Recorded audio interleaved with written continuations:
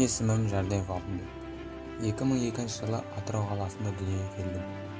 2017 жылы Индер ауданындағы Шоқан Уәлиханов атындағы орта мектепті бітіріп, Атырау индустриалды колледжіне техник электрик мамандығы бойынша оқуға түстім.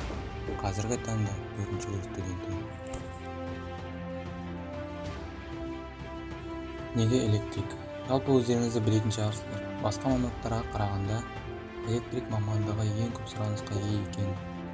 Және осы мамандығы арқылы Қазақстанның технологиясы мен энергетикасының қарқынды дамитындығында. Мен сол дамуға өз үлесімді қосатыныма сенемін. Әрине, осы мамандықта оңайлықпен жетіп келмейді.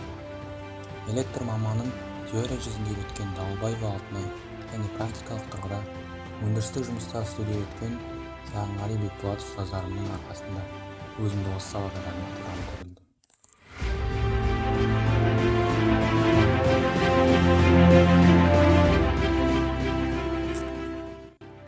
Жалпы технологияның электрикке қандай байланысы бар?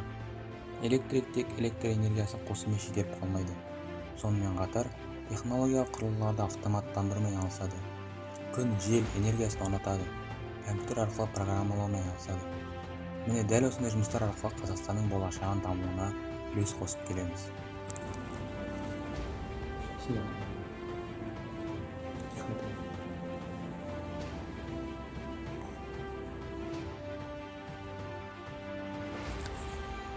Қазақстанның болашағы жастардың қолында, яғни біздің қолымызда. Сол үшін өз салаңды дұрыс таңдай біл. Себебі сенің таңдаған мамандығың саған нәтиже беріп, сені жетістікке жетелей береді.